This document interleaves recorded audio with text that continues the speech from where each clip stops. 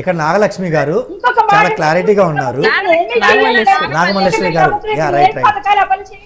ఇది నాగమల్లేశ్వరి గారు చాలా క్లారిటీగా ఉన్నారు మేడం. నేను దానికి అభినందిస్తున్నాను మా అక్కని. ఆమె అయితే రాంగ్గా చెప్పలేదు రండి. రాజారెడ్డి గారు వస్తే మేము స్వాగతిస్తాం, తప్పేంది అంది. మేము దాన్ని వెల్కమ్ చెప్తాం. ఎందుకంటే ఒక సాటి మహిళ కానీ లేదా సాటి రాజకీయ నాయకురాలుగా ఎవరు వచ్చిన రాజకీయాలకు వెల్కమ్ చెప్పాలి కాబట్టి అలాగే ఆమె వెల్కమ్ చెప్పింది. మేము ఆమెని ఇబ్బంది పెట్టలేదు, ఆమెని వెల్కమ్ చేయలేదని మేము అంటలా. జగన్మోహన్ రెడ్డి గారు నడుపుతున్న సోషల్ మీడియా ఏదైతే ఉందో వాళ్ళు ట్రోల్ చేస్తున్నారని చెప్తున్నాం. మల్లేశ్వరి గారు స్వాగతించారు, 100కి 100% మేము చెప్తూ దాన్ని మేము కాదనలా. అలాగే మల్లేశ్వరికి ఒక మాట ఏమన్నారంటే, మీ అక్క తెలంగాణలో పార్టీ పెట్టింది, చాలామంది ముంచింది, అయితే కొన్ని మాటలు చెప్పుకుంటూ వచ్చింది మేడం. ఇందాక నేను మాట్లాడదాం అనుకున్నాను, కొన్ని నిజాలు బాధాకరంగా ఉంటే మాట్లాడకూడదని చెప్పలేదు మేడం. మీకు కొన్ని చెప్పాలి. నాడు జగన్మోహన్ రెడ్డి గారు అధికారంకి వచ్చిన తర్వాత 2019లో ఆయన ముఖ్యమంత్రి అయిన తర్వాత మొట్టమొదటిగా జెరూసలేం వెళ్ళాడు మేడం. వెళ్తా ఫ్యామిలీతో అందరితో కలిసి వెళ్ళారు. మొదట ఆస్తి పంచుకుందాం అనే ప్రపోజల్ తీసుకుందే జగన్మోహన్ రెడ్డి గారు. అప్పుడు దాకా షర్మిలమ్మ అడగల అన్న మా ఆస్తి మాకు పంచమని అనలా. ఉమ్మడి ఆస్తి ఉంది, అలాగే అందరూ కలిసి ఉన్నారు కదా, అలాగే ముందుకెళ్దామని ఆమె అంతే ఉంది. ఎందుకంటే ఆ రోజు జగన్మోహన్ రెడ్డి గారు అరెస్ట్ అయ్యి జైల్లో ఉంటే అర్ధరాత్రి బయట అడుగు మీద కూర్చునేవారు షర్మిలమ్మ. ఆ రోజు జగన్మోహన్ రెడ్డి గారు అరెస్ట్ అయ్యి జైల్లో ఉంటే పార్టీ నిలబడదేమో, పార్టీ సంక్షోభంకి వెళ్దామో, పార్టీ చేయి జారిపోతుందో అన్న సమయంలో భారతి గారు పాదయాత్ర చేయలేదు మేడం, సజ్జల గారు పాదయాత్ర చేయరా. పాదయాత్ర చేసింది ఎవరు?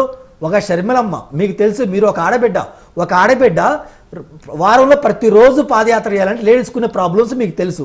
అవి కూడా అధిగమించి అప్పటిదాకా రాజకీయంలో రాకుండా తండ్రి చాటు ఉన్న ఒక బిడ్డ ఆ రోజు రాజకీయంలోకి వచ్చి జగన్మోహన్ రెడ్డి గారి కోసం పాదయాత్ర చేసింది, డే అండ్ నైట్ పాదయాత్ర చేసింది. అలాంటి షర్మిలమ్మ జగన్మోహన్ రెడ్డి గారు అధికారంలోకి వచ్చిన తర్వాత ఆయన చెప్పింది ఆస్తి పంచుకుందాం అన్నారు. ఎందుకు పంచుకుందాం అన్నారు? ఎందుకంటే మళ్ళీ అధికారం వచ్చింది కదా, నేను 1000 కోట్లు వెనకేస్తాను, మళ్ళీ మీరు అందులో నాకు షేర్ అవుతారేమో, నేను ఇవ్వనని అని చెప్పి ముందే పంచుతామని చెప్పి అనుకున్నారు. షర్మిలమ్మ అప్పటికేమన్నా సరే నీ ఇష్టం అన్నా పంచన్నా అంది. ఆ తర్వాత పంచిన తర్వాత కూడా పంచినట్టుగా కూడా వీలునామా రాస్తే ఆమెమల్లా ఇక రాజకీయంలో ఏ పదవులు ఏమల్లా ఆమెమల్లా ఏం ఎంకరేజ్ చేయకపోయినా ఆమె ఏమల్లా ఆమె తెలంగాణకు వచ్చి పార్టీ పెట్టుకొని పాదయాత్ర చేసుకుని ఆమె దగ్గర ఉన్న డబ్బు మొత్తం ఖర్చు పెట్టుకుంటా ఆ రాజకీయ పార్టీ నడుపుకుంటే గొడవ అక్కడి నుంచి మొదలైంది కదా, ఆస్తి వివాదాలు. లేదు అప్పటికేమల్లా ఆ తర్వాత ఆమె ఇక్కడ ఏపీలో కరెక్ట్ కాదు, మా జగన్మోహన్ రెడ్డి గారు పార్టీ పెట్టారు కదా, నేను మళ్ళీ కొత్త పార్టీలో లేదా కాంగ్రెస్ పార్టీలో జాయిన్ అయితే ఇక్కడ మా ఇద్దరికి తేడా విభేదాలు వస్తాయి, మళ్ళీ అన్న మీద నేను ఫైట్ చేయాల్సి వస్తే అది కరెక్ట్ కాదనుకొని అప్పుడు షర్మిలమ్మ తెలంగాణకి వెళ్ళింది.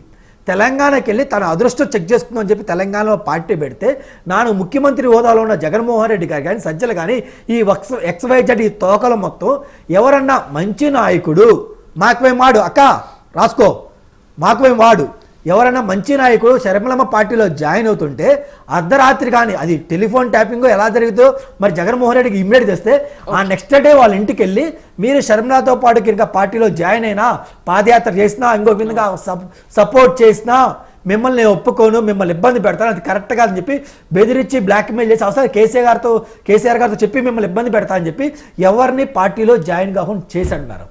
ఎందుకు చేశాడు? ఒకవేళ జాయిన్ అయ్యి ఇక్కడ పార్టీ ఏమైనా పుంజుకుంటే మళ్ళీ ఆంధ్రాకి వచ్చింది, మళ్ళీ ఆంధ్రాలో నాకు ఇబ్బంది అవుతుంది, లేదా ఆంధ్రాలో నేను పార్టీ ఎలా నడుపుతున్నాను, షర్మిలమ్మ ఇక్కడ తెలంగాణలో పార్టీ ఎలా నడుపుతుంది, రెండు కంపేర్ వచ్చి మా నాన్న రాజకీయ వారసుడు నేను కాకుండా షర్మిలమ్మ లాక్కుంటుందని చెప్పి ఒక్క ఉద్దేశంతో ఆ రోజు తెలంగాణలో పెట్టే పార్టీ డెవలప్ కాకుండా చూశాడు జగన్మోహన్ రెడ్డి గారు. ఎందుకంటే షర్మిలమ్మ మాట్లాడినా చేయలేపిన ఏమైనా రాజశేఖర రెడ్డి గారు లాగా ఉంటుందని చెప్పి ప్రజలు అనుకుంటారు కాబట్టి రాజకీయ వారసత్వం పోకూడదని చెప్పి ఈరోజు ఆ కుట్రలు బందారు మేడం. ఒమ్మాడికి అది కరెక్ట్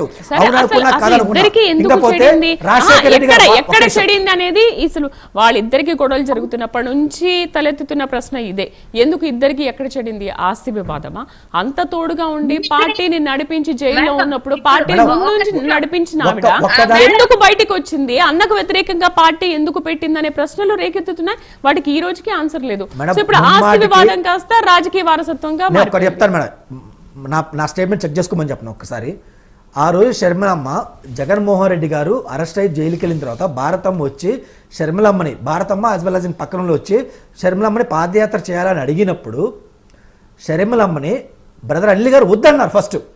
నువ్వు ఆడబిడ్డవి, నువ్వు తిరగలేవు, నీ వల్ల కాదు, మహిళ నీకు తోడు 2 పిల్లలు ఉన్నారు, వాళ్ళని చూసుకోవాలి, నీ వల్ల కాదంటే లేదు మా అన్న జైల్లో ఉన్నాడు, మా అన్న కోసం నేను వెళ్ళాలి, మా అన్న పార్టీ కోసం నేను వెళ్ళాలి, పాదయాత్ర చేయాలని ఆ రోజు బ్రదర్ అనిల్ గారితో డిఫర్ అయ్యి ఆయనతో పోరాడి పాదయాత్రకి వెళ్ళింది మేడం.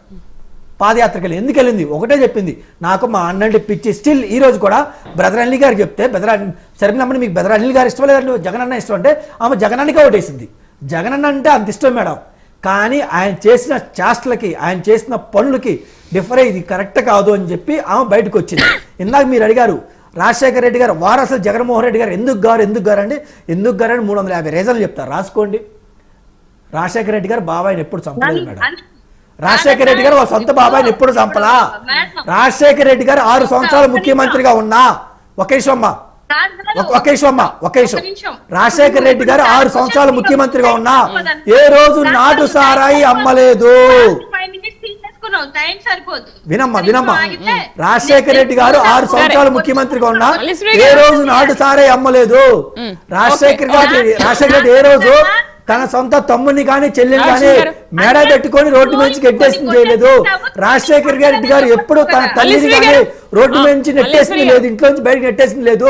ఇలాంటి రక్షణలు రాజశేఖర రెడ్డి గారికి లేవు, ఓన్లీ జగన్మోహన్ రెడ్డి గారికే ఉన్నాయి. కాబట్టి రాజశేఖర రెడ్డి గారు వారసు జగన్మోహన్ రెడ్డి గారు కాదని ఈ గంట పదకొండు నేను చెప్పదలుచుకున్నాను. ఇప్పుడు నేను చెప్తాను, నువ్వు రాసుకో, ఓకేనా?